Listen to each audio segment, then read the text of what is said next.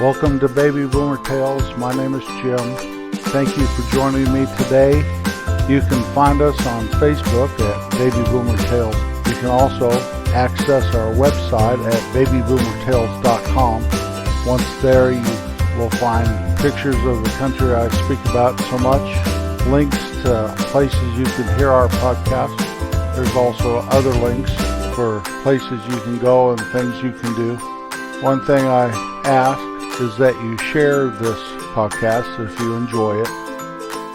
When my daughters got into high school, one of them became a cheerleader and one of them became a forensics competitor. Now, if you've never experienced a forensics competition in high school, they're very competitive with a lot of talent. Let me read to you the difference between debate and forensics. Debate and forensics classes often go hand in hand, but they are two different activities. Debate involves creating a specific speech and a plan, an affirmative side and a negative side, whereas forensics is more like a track and field event. There is acting and speaking, partner events, and singular events. Now, my oldest daughter was a forensics competitor, and that does not surprise me that it's like a track and field event because she participated in track and field also. We would go and watch these, and what they were kids doing all different sorts of speech, poetry reading, interpretation, all this different stuff. And as we went to more and more events, both of us, my wife and I, became judges in the events, and later on, our daughter's senior year, we were even judges in the state competition. It was a lot of fun, and I'd probably still be doing it, except for my hearing started to deteriorate right about that time, pretty much, and I was struggling there towards the end, making sure what everybody was saying, how they were saying it, so I stepped down. But I miss that. Critiquing each participant, seeing all the different kinds of how these kids have put whatever they were competing in together. See some brilliant ones and some that were just probably like me and just flying by the seat of their pants. It was very much fun. My daughter did a very good job. She was one of the better competitors from her school, and I was very proud of her. And I always try to keep my judging where when she was competing, that I could sit and watch her. We never judged her while she was competing. When I was in high school, my senior year, I had taken most of my required courses. So my senior year, I skated quite a bit. But I had classes. I had PE. And what consisted of my PE class was my friend John and I taught the 7th grade PE class. The reason we taught it was our football coach was actually the teacher, but he'd have some of his football players teach these classes of underclassmen. And so John and I had the 7th grade. I also took library class, and what that consisted of is we learned all about the Dewey Decimal System and all that stuff, but we basically had to repair books and put the books that were turned back on the shelves and stuff. It was really an easy A. It really was. Our teacher was, if you took a library class, all of a sudden you became one of her favorites. Taking that rubber cement, gluing it onto the spine of the book, trying to attach the cover back to the book, and all this stuff.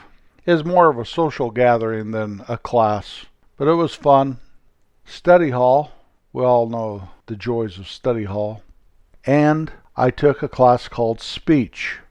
Now, Leah Beth was my teacher, and she never really liked to be called by her first name, and I was requested not to call her by her first name during school hours, but she was one of my favorite teachers, definitely. But this speech class involved things like we would study Shakespeare, pretty much goofed around, talked about different types of speech, different plays. One time we had to do Taming of the Shrew, and she assigned me to have the lead role of the male.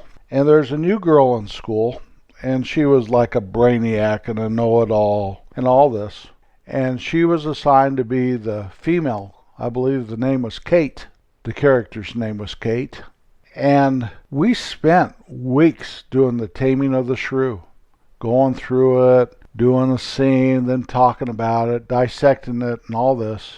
And it became pretty heated between me and the girl playing Kate. And heated, I don't mean in a good way. And she was difficult, and she was opinionated, and I was just the opposite as far as my opinion. I didn't care. About the next semester, after we got through with Taming the Shrew, all of a sudden she just moved. One day she moved, never came back to school. Towards the end of the school year, somebody came bringing a magazine article about some girl that was doing a thesis for college or writing a book or something. And what her deal was is she was crashing high schools, pretending she was a student and enrolling, and the school didn't know any different, and becoming a student at such and such school for a time, and did have her picture, and we all swore that that girl in the article was the girl that played Kate in The Taming of the Shrew. We never heard from her again or anything. I can't remember if she was exposed as a fraud, or if she wrote the article, or if she got arrested. I don't know if they can arrest you for impersonating a high school student. What are you in for? I impersonated a high school student.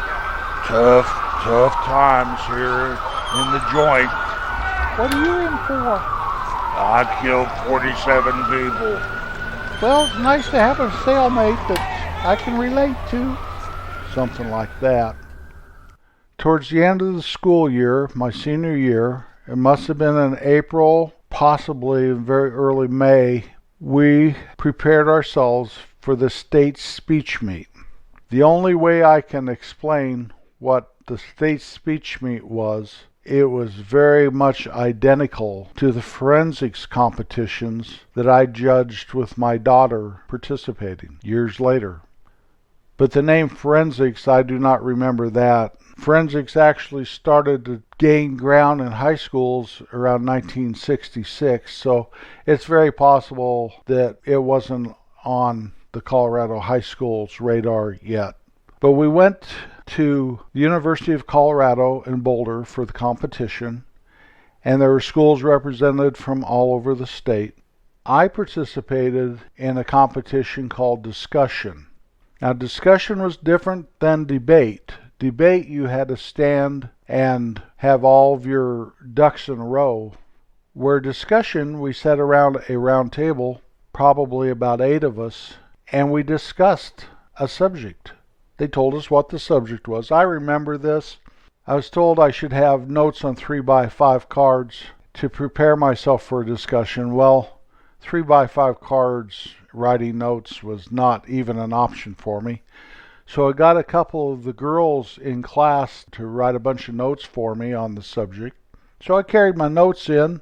We sat down, and this was the only competition we had all year, was a state tournament. And they threw out the subject, and the protocol of the competition for discussion was you'd say something and somebody else would say something, and you could talk over the person and you could argue with the person, and you didn't have to take turns or any of that. So immediately I tried to take the ball and start telling my views on the subject. And lo and behold, there was a guy, he was kind of dorky acting, and what I thought was probably what we would call a nerd today. But he chimed right in and started arguing with me. Well, to make a long story short, the whole competition was just him and me arguing. Just almost to the point of going to blows.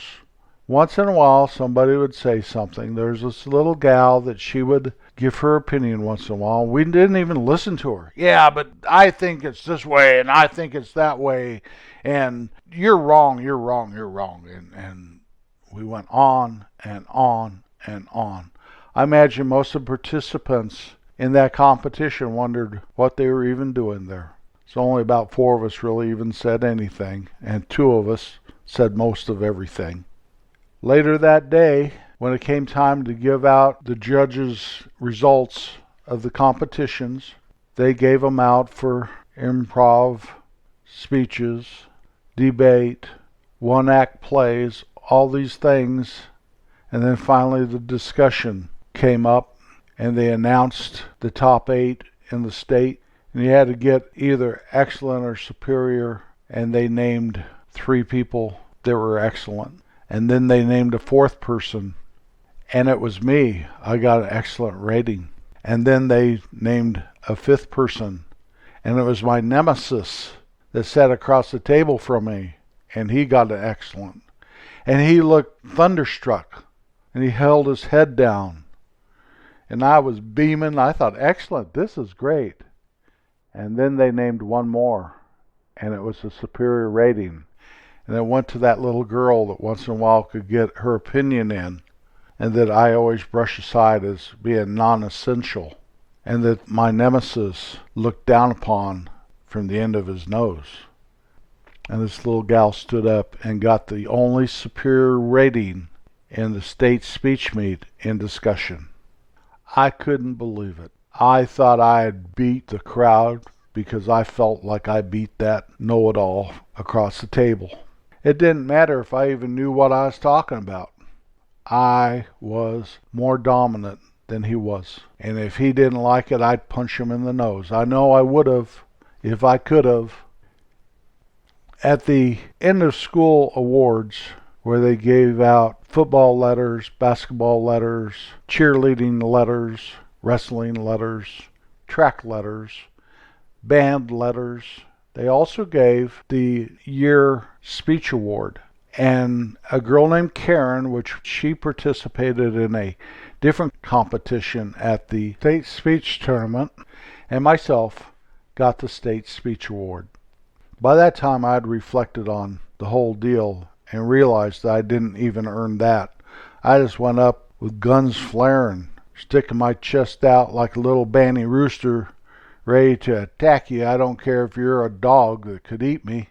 And even though I got an excellent award for it, I do believe Karen should have been the sole participant in the year-end speech award.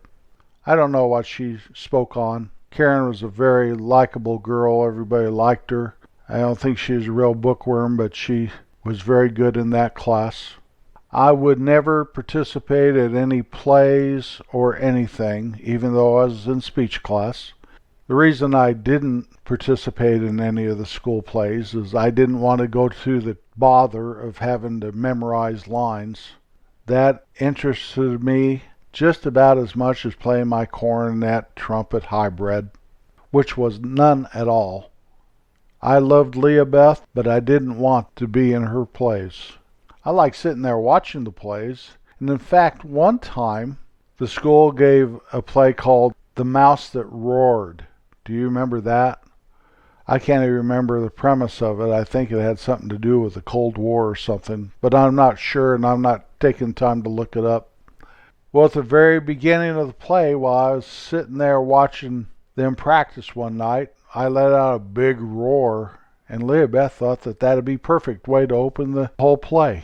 So all of a sudden, I'm in the play. Oh no, I'm in the play. I don't want to be in the play.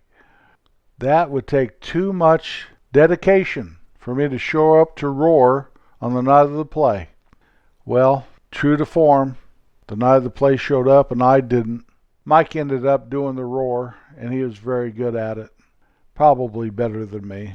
I don't know if Leah Beth thought I let her down or not.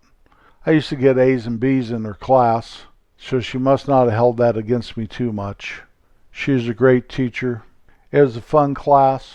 I'll never forget that Tame and the Shrew. That took about a quarter of the school year going through that.